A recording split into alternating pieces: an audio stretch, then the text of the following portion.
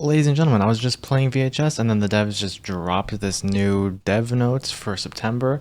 So let's check it out. I haven't read it yet.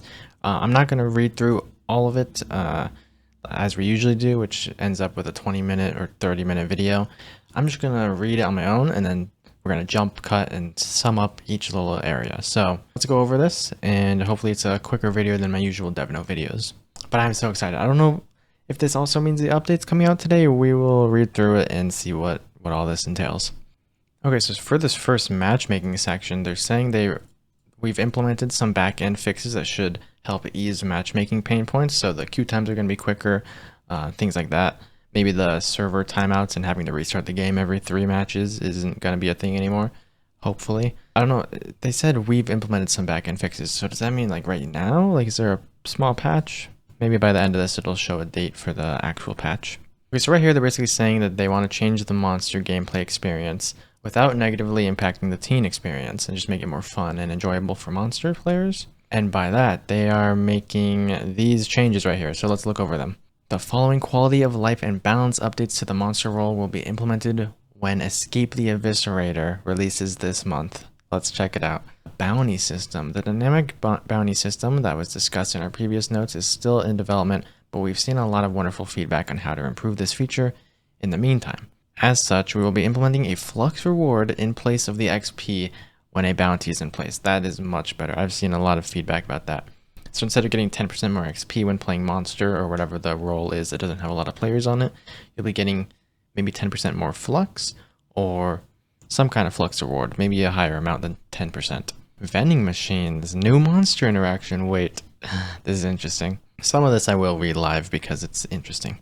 Monsters are now able to hit powered vending machines with their basic attack to temporarily sabotage them.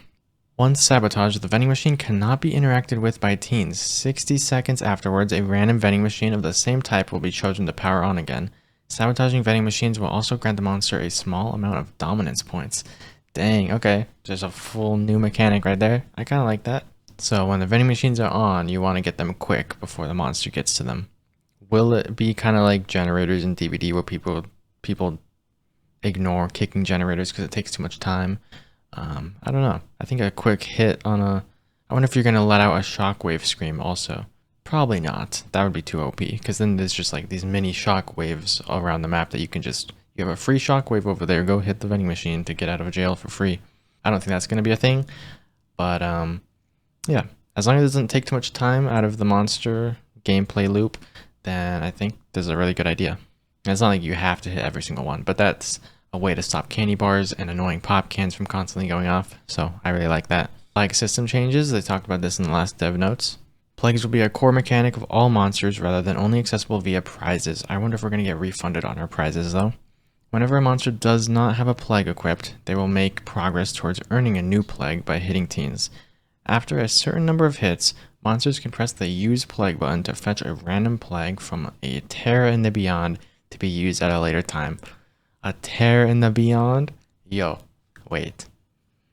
I posted on Twitter like the exact animation that I want the monsters to go through when pulling a plague out of the beyond. I hope it's kind of like that. I wonder if I might put it on screen or something. I don't know. As we mentioned last time, plagues may be adjusted to ensure they are balanced when this change is implemented. New status effect Busted. The Busted status effect will be added to the game. An injured teen with the Busted status effect can no longer be healed by other teens, nor can they use the medkit stations to heal themselves. The unpowered Sacred Staff can overcome this affliction and heal Busted teens as normal. Busted status has a unique appearance on the player card when a teen is injured, and the pools of chroma left by the teen will be uniquely colored. This status will persist even if a teen is resurrected by the Book of the Dead. But I guess if you die before you're busted somehow and you get res with the Book of the Dead, you won't have busted, or will every zombie always be busted and unable to heal? The featured store rotation. Okay, this is being changed. Oh my gosh, they're taking so much feedback into account. Okay, so they're making a featured store, as well as they said here in these paragraphs that they've had all the content ready. They have so many more skins to show off. The reason the store is looping is because they need a new patch to go through in order for the new cosmetics to come out, and they just haven't had a patch in a while. So Once Deathwire and once the Escape the Eviscerator DLC goes live with Deathwire and the Eviscerator map, the store will be changing a little bit. New cosmetics rotating through and a featured store. And this is also very interesting to me because when they announced Reggie, the day they announced Reggie, if you go back to my reaction to that, I was like, they should not be releasing a teen right now because it is just, the teen queues are too long. We need just a monster and a map, and that would be good. It seems like that's what's coming. It seems like Reggie is maybe being delayed a little. They keep saying, and all the rewinders that have played Deathwire and the Eviscerator map have said nothing about Reggie.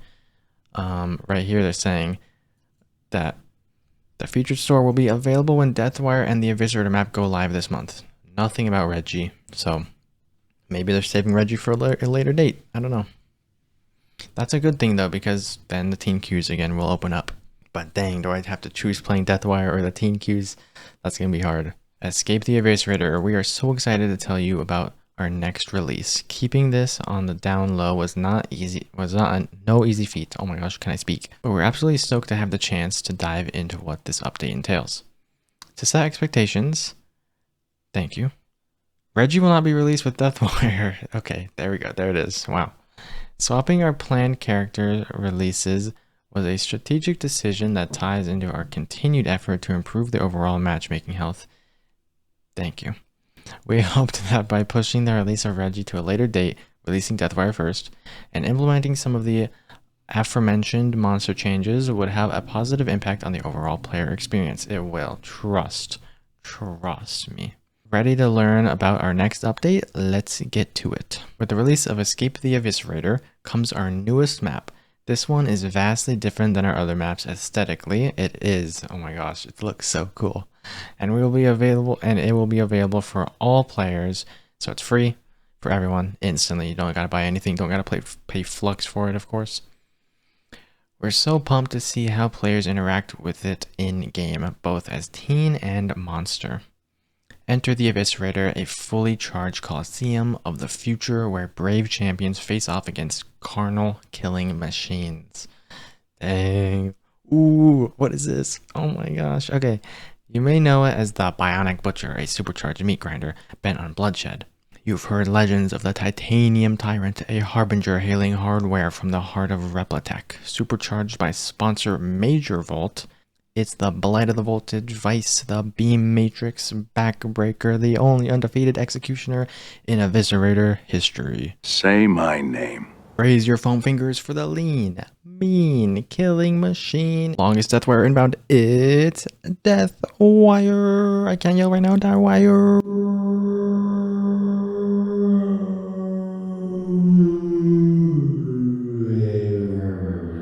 Okay, whatever.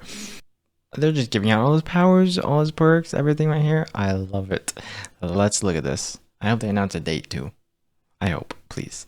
Power, Death Drift. They had these in code, so we kind of knew the names of them. Not in code, like in leaks or anything. In the trailer, there was like stuff on the screen that said like DTH, DRT or something. So we just guessed it meant Death Drift. Things like that. While in assault mode, focusing for 1.2 seconds will switch Deathwire to Drift mode. Drift mode increases Deathwire's movement speed by 20%. While in Drift mode, attacking or using Death Drift for 0.66 seconds will switch Deathwire back to Assault mode. Ooh, is he gonna like drift out of the mode?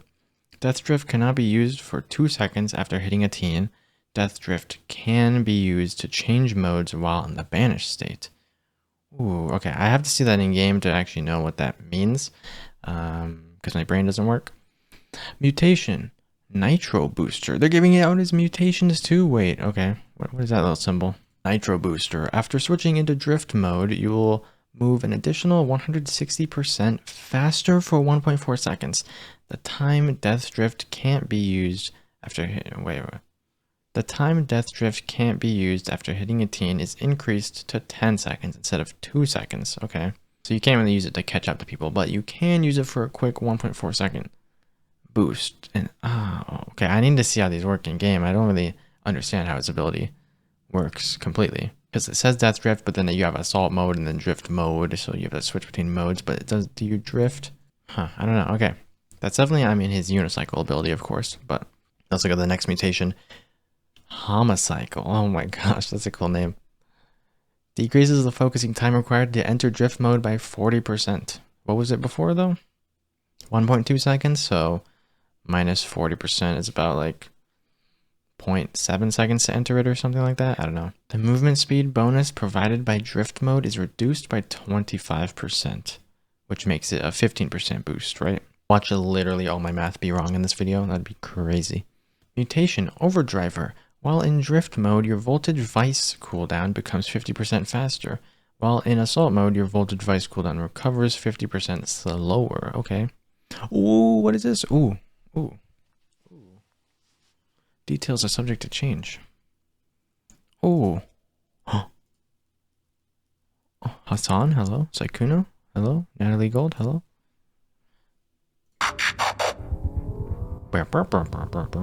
Bionicle Transformer? Whoa, okay. He's also kind of like Werewolf in the way, not that this is like a Berserk copy, but you can't see his arms while he's doing this, like, because Werewolf gets on all fours and he has nothing on his screen. It's just, you can see everything. Unless you look down, of course, then you can see your hands going. Right here, it reminds me of that just because he doesn't have anything going. He's just Mr. Big Weld from Robots. I like that noise. It sounds a little too 8-bitty. It could be compression or something. Attack off. Slide available. Yeah, so you drift. There it is. Oh, okay, you do drift. That is so cool. And you leave a little mark too. Nice, good details. Whoa, he looks ready to play. VHS, release him? I'm just kidding. No. Yeah, wow. Okay, let's just break that down one more time. 25-second video. So that's the 1.2 second thing, and now you're in this mode. No cooldown, you're just in it. You can get out of it whenever you want. You can't attack out of it, probably, I'm guessing. You can just keep drifting. Drift, drift, drift, drift. That's gonna be so good. And then boom, you're out of it. And you attack. Huh. Okay, very, very cool. Power voltage vice. After focusing for 0.85 seconds, Deathwire will fire an energy pulse and a cone out to 18 meters that will affect all active teens within the area, with shocked for 2.6 seconds and overcharged for 7 seconds. What does that mean? Okay, new status effect. I love new status effects. Let's see. Voltage vice. Wait. Okay. Voltage vice has a cooldown of 15 seconds and cannot be used for 7 after hitting a teen. So 15 seconds if you miss, but 7 seconds after hitting a teen. So if you're awarded for hitting teens, right? Is that what that means? During shocked status, teens will be slowed and unable to perform most actions. Most actions, okay. I'm guessing that just means... I wonder if that means vaulting, though. That's very important. Because then he's like Doctor in DBD, if he stops you from vaulting when you're shocked. During overcharged status, teens cannot be affected by another voltage vice. Okay, so that's what that means. Because they're shocked for 2.6 seconds and overcharged for 7. So if you do get that... wait. So does it do 2 more seconds and then overcharge for 7? Or is it just combined? I don't really know. That would change very little, but that would make me... Because what's the point of the overcharge status effect? That's just what I'm wondering. Is it because if you hit a teen, you get a 7-second cooldown, so then they can instantly shoot you with another one? If it's like pixel perfect or whatever? Maybe it's because of some of these mutations they had to make an overcharge status effect. Because I feel like that's just kind of useless if they just made this extra 0.1 second or something. I don't know. Okay. Let's keep looking. Oh, it's because you have 2 uses of it. That makes sense. Okay, so you can shoot 2 things. Okay, then I understand why they made that. Or else I would be like, this doesn't even need to be in the game. Overcharged. But you have 2 stored uses. Okay. Voltage vice cannot be used while in drift mode. Mutation, sensor spike. While teens are shocked, they will also be exposed. Oh, okay. So does it go through walls then? Is it good at detecting? Huh, okay. The activation time of voltage device is increased by 45%. It takes 0.85 seconds. Okay. So that doesn't affect it too much. I mean, a little bit. Again, we're gonna have to play around with these to figure out what's good and what's not. Mutation, circuit breaker. Plus, when teens are shocked, they will also become jammed for 20 seconds. Okay. That seems good on paper. It is 20 seconds, so it's kind of nice. But usually when the monster's right there, you're not going to be crafting or healing anyways, for the most part. But if you just want to shoot it, no, you can't shoot it across the map. It's only 18 meters. A cone out to 18 meters, that would be. Fire an energy pulse in a cone out to 18 meters. Yeah, so... Or can you shoot it across the map? Like, can I be grand room stairs right next to the curse station and shoot it over in parlor? It lands and then does it do a cone of 18 meters? Or is it, can you not do that? Because if you can, then that whole room is jammed for 20 seconds and that's pretty good. But if you're going to be having to be 18 meters in their face anyways, why would they be crafting or doing anything within that 20 seconds? I don't know. The overcharge status lasts an additional 1.5 seconds. Okay, so you just, yeah. They have 8.5 seconds to not be hit by another one, I guess. Huh, okay. I wonder if this is going to be good or not. Depends on how you shoot the ability.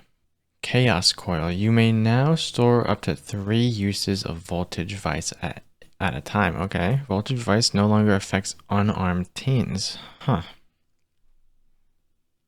Okay. Is this going to be good if you miss a lot? Because you can't use it on the same person anyways. Usually probably not within the same chase at least. Because it's 7 seconds. This is just going to be really good for crowd control. Huh. Okay, let's look at this ability. Let's see if it tells us if it stops vaulting. I feel like that'd be the main purpose for the ability, right? Oh, that looks cool. Oh, you can see a skeleton. Dang. Okay. It goes through walls. Okay. Oh. I love this. Okay. I love how they're showing all this. Thank you. These devs, they know what they're doing. This is so nice. So it goes through walls. Huh. Okay. That means this first one's pretty nice, honestly. Because, like, when he shot just the wall there, it just affected that entire room with a cone of 18 meters, and anyone in there would be exposed. So is that his tracking ability as well? I mean, it's his offensive, but when you add this to it, it can be a tracking ability. Because does it work on teens in lockers? Does it scare them out of the locker? Does it reveal them if they're in a locker? That's a big question. Because if Brett was right there hiding in the girls' locker room or whatever, if he was hiding in one of the lockers and you just shoot the wall and everyone in there is exposed, then that's pretty good. All right, his last power, Beam Matrix. After focusing for 1.2 seconds, Deathwire will sweep a targeted area with a sensor beam. All active teens within the beam will be exposed for 3 seconds. So this is that ability. This is his tracking ability, but you can make his second ability kind of tracking.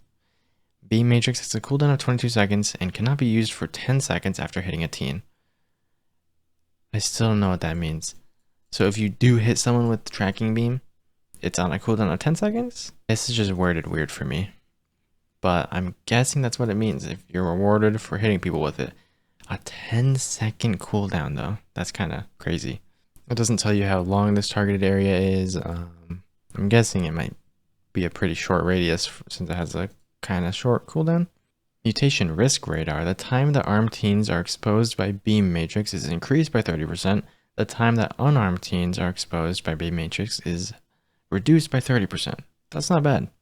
You want to know armed teens way more than unarmed teens, so I like that. Mutation Augmented Optics. The area scanned by Beam Matrix is increased by 30%, and the activation time of Beam Matrix is increased by 30%. Mutation Terror Tracer. In drift mode, your movement speed when activating beam matrix is increased by 250%. In assault, they didn't go over the timing, or 1.2 seconds, okay. Increased by 250%, oh my gosh. Just instant.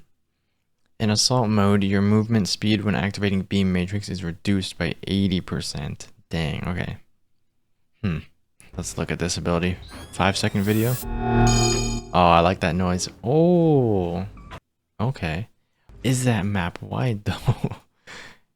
Is there going to be like some insane angles you can pull with this? It doesn't tell me the length of it. I feel like it's map wide. That would be crazy, right? So it scans that little square, but if you're standing in the way far corner of the map, scanning a little square is kind of going insanely far. Like you can cover all of cafeteria and cover all of home ec from the backstage of the map. Not that that would help by the time you get there, because they would probably warn them that they're exposed. But I am wondering, does that go map wide? That'd be kind of crazy. And think of this, you can look down too. You can look at where the shock station is down there, or maybe look at where the med kit is, see if someone's healing on it, and just like beam them. I mean, echolocation, you can do that too, but like this is way cooler and on a quicker cooldown. I like that. Huh. Deathwire will be available to purchase this month through our in-game store for 1,000. Whoa. Oh, wait, fan bucks. Okay, oh my gosh, I was going crazy right there. I was like 1,200 flux. No, 1,200 fan bucks, which is about $11 to $12. Or 24,000 flux.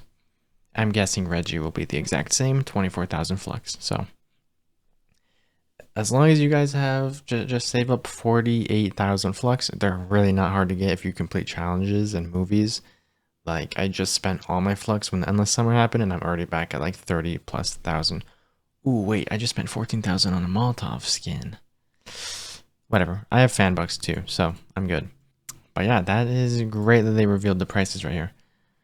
That's all for now. Thank you for your patience while we continue to fix bugs, implement quality of life changes, and prepare new content. We're working on a roadmap to give our community an idea of when new content, as well as feature updates, will drop, and we'll share that with you as soon as it's ready. Cheers, Sam G.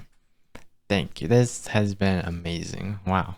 This is the best dev update, best patch notes they've ever put out. It's just, there's so much content here. I'm glad they revealed all this stuff. That's really good. Granny leaked it anyways, so this is great. Okay, well, I'm going to post this video for you guys. I'm super excited. I wish they gave us a date, but we have a 30-day time frame, and I doubt they'll put it out on the last day or last week of September. So I'm guessing it's more like within the next 20 days, hopefully, within the next 20 days. Maybe on my birthday, September 26th. I don't know. Either way, really looking forward to this. I'm glad Reggie's not coming, even though I'm excited for Reggie, and I've been hyping up his genius perks for so long and speculating about them. I'm glad they're doing this because of the quality of life for the game. That's very smart of them. So I'm glad they're doing that. I'm glad they revealed the prices. Hopefully you guys get your 48,000 flux. Well, you only need 24,000 for Deathwire. Reggie's not coming right now, so get your 24,000 flux in game, and yeah, I'll see you guys then. Alright guys, well I just finished completely editing the video and rendering it, and then I looked on Twitter and people were talking about how all his perks were revealed and all his abilities. I was like, wait, only his abilities and mutations were revealed. But I missed this image for some reason. I think I even opened it during the reaction to the dev notes, and I didn't even realize the perks were listed here. So let's go over the perks really quickly in like 2 minutes or less. I haven't looked at these yet. I'm excited though. Ooh, I thought we didn't get his perks revealed. Okay, here we go. Perks. Revolt. 4, 8, and 12 points. Your Scream Shockwave range is increased by 12, 24, and 36%. That is something, yeah, a lot of people have asked for. That's what I thought Screamfest did back in the first closed beta. I thought it increased the radius, but it actually didn't. And then I was like, ooh, they should do that with a perk. And here it is. They've already had that planned for a long time. Demoralize. 5, 8, and 11 points. When you knock down or kill a teen, all other active teens will become jammed for the next 6, 9, and 12 seconds. That is a great perk. This perk can only activate once every 80 seconds. Okay, once every 80 seconds. That kind of ruined it right there. Well, it costs 11 points and it's 12 seconds.